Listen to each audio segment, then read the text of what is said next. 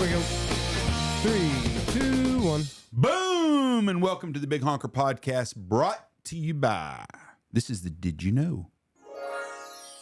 You're welcome. Brought to you by Mallard Bay. Impeccable timing. Check out Whiskey Slew Outfitters at mallardbay.com. Reach out to them about any of your needs. If you want to book a hunt, if you're an outfitter, they're the way to go. Check out mallardbay.com. This week's Did You Know? You want me to go first? Sure. Okay. Do you know much about the casino chip, the poker chip? No, I do not know anything about the poker chip. If you think about this for a minute, it is basically cash at a casino. You can't use it as 7-Eleven or nothing, but in Vegas, It's currency, yes. In Vegas, it's a currency, and Yep. you can go to the Bellagio and you can use a chip from Caesar's Palace. Usually, if you go, they will take other casinos' chips, legitimate casinos.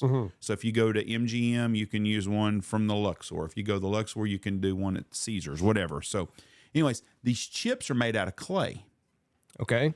A chip can be anywhere from, they've got a 50-cent chip, and they've got them all the way up to $25,000 chips. Wow. That's a big chip. So there was a gentleman named Eric Morikawa, and he had a friend named Jeremy Lewis, and there was two other guys in Las Vegas, and there was four of them, and they figured out they were going to counterfeit the poker chip. Okay. So they got them the clay. They made the chip out of clay. They put it in the oven. They cooked them. They did everything they did. They painted them, but they didn't feel the same.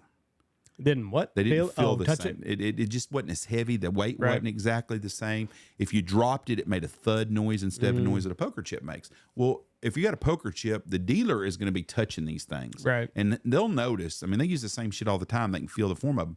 And they couldn't figure out, and they tried for 6 months. They did paints. They used different glazes. And they just couldn't get it right. So two of the guys left. So Eric and this Jeremy kid, they kept working at it. One of them had this novel idea. Well, why don't we go get $1 actual poker chips from the casino and then repaint them and redone it? And they thought, makes sense. Same weight, same type, made out of the same product. So they did.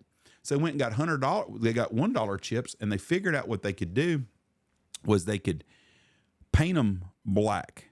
And they always got these little paint jobs on their rims and stuff. Yeah, the different colors. They figured out the paint scheme, and they figured out they made them a stencil, and they would put on the chip, and they would overspray it with this black paint where the black was, and they would do the white.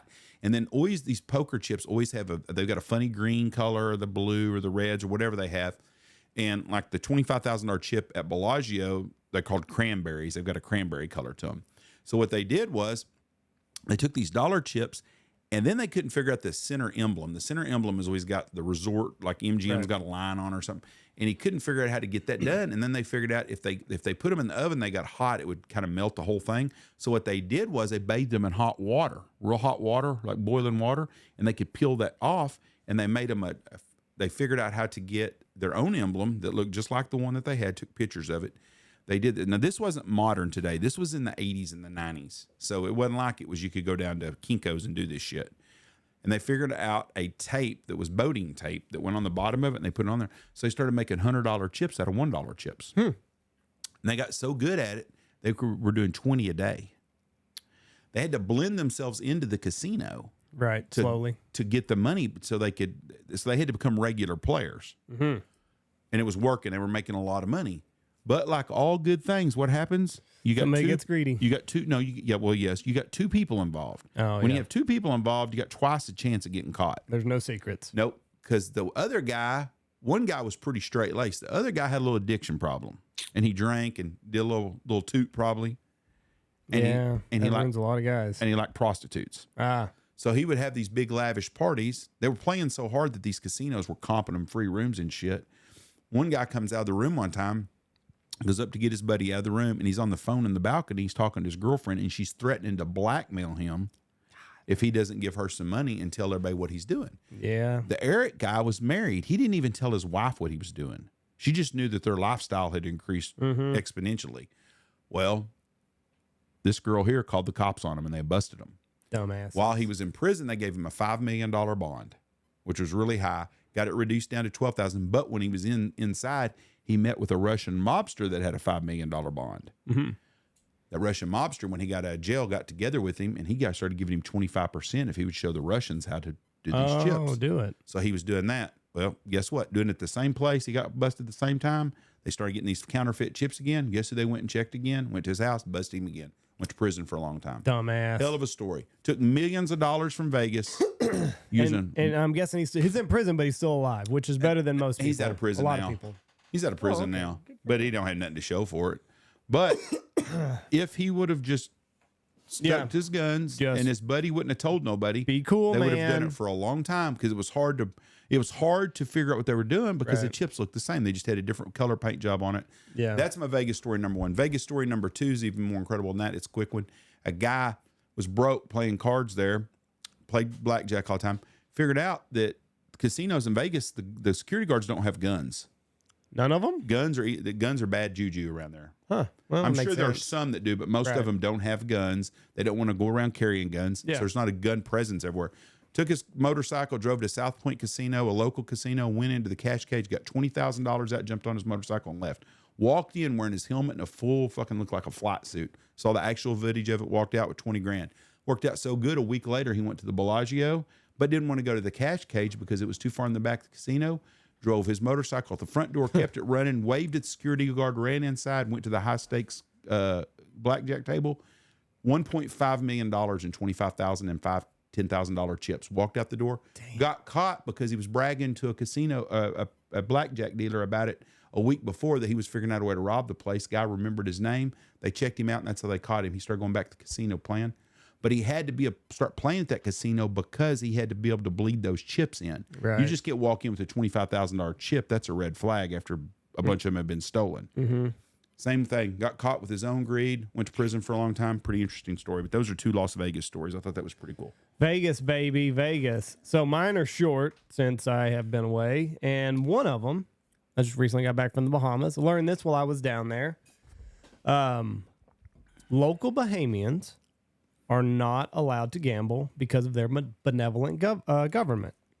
What do you mean by benevolent government? You know, the government's always looking out for you. So the government won't let them. It's illegal for Bahamians. Yep. So we can fuck Americans out of their money, but not the Bahamians. Yes. Pretty smart move. Oklahoma should do the same thing, so probably. The way that the cab driver explained it to me, it created such a strain on like the family unit and productive members. Like I guess they're just, once they started legalized gambling over there, like everybody, because I mean the island, it's fucking, I think it's 7 miles wide by like 21 miles long. So I mean it's a tiny place and it's got casinos everywhere. I say everywhere. There's a couple casinos on it.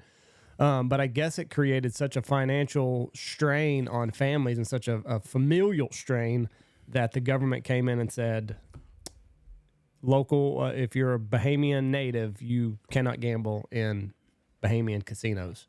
So cab driver said basically a way of preventing deadbeat dads.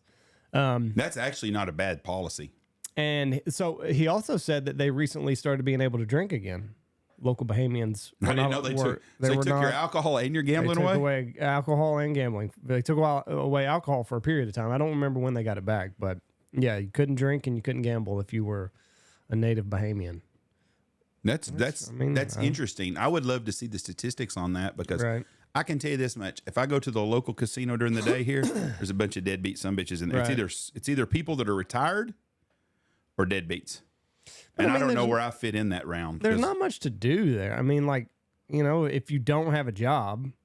Well, who goes through life without a job? Yeah, Jeff, you've been to the islands. Like there's fucking people sitting around on a Tuesday at 9 o'clock. We have people here that way too. Yeah, but I don't know how they function without something to look forward to or something. And I don't know the way. I don't know if there's government subsidies or what there is in the Bahamas. But anyway, you couldn't gamble and you couldn't drink for a period of time. You still can't gamble and you couldn't drink for a period of time. My second. So I've got some short ones today. Did you know that prior to the Nazis setting up the concentration camps, they only wanted to export the Jews? Where were they going to export them to? The United States and Britain. We could have used them because they're good people. We said no. Turned them away. Turned away thousands of Jews at the beginning of the Second World War. So did Britain. We were worried that they were going to be German spies. So they're at our gates, and we say, no, you got to go back. So we turned down the Jewish immigration. We did. Well, that ought to make the motherfuckers in Palestine happy. So FDR kind of flubbed on. I don't know if he flubbed on it, but I mean they were worried about national security, and you've got a big influx of, we're about to go to war with these people, and now we're going to let thousands of them into our border. I understand that. So I mean, hindsight being what it is, it looks a little fucked up. But you put yourself back in the 40s, and we're about to be at war with the Germans, and you want us to take thousands of Germans. That's very interesting, very smart. To quote Howard Stern one time, any place that the Jews are settled in is a place that is what's the word I'm looking for? I don't know. Financially it's growing. It's very good, stable. It's a good economy. I can't think. I'm missing the word I'm looking for, but I don't quote Howard Stern much. But interesting. I don't remember that from Howard Stern. He did say that one time because he's Jewish and was mad because Jewish. Somewhere they were at, they wanted to get rid of them all. Besides during World War II, and he said if history shows that if the Jews are in your place, it's thriving. Right. So that was one. That was my second one, and the third one's really short, and everybody needs to look this guy up. His name is Peter Freuchen or something like that. To me, he's the world's most interesting man. Peter Freuchen, Freuchen, for anybody at home. Peter Freuchen. Standing 6'7" tall, Freuchen was an Arctic explorer, journalist, author, and anthropologist. Peter participated in several Arctic journeys, including a 1,000-mile dog sled trip across Greenland. Starred in an Oscar-winning film, wrote more than a dozen books, novels, nonfictions, including his famous book of Eskimos. Had a peg leg.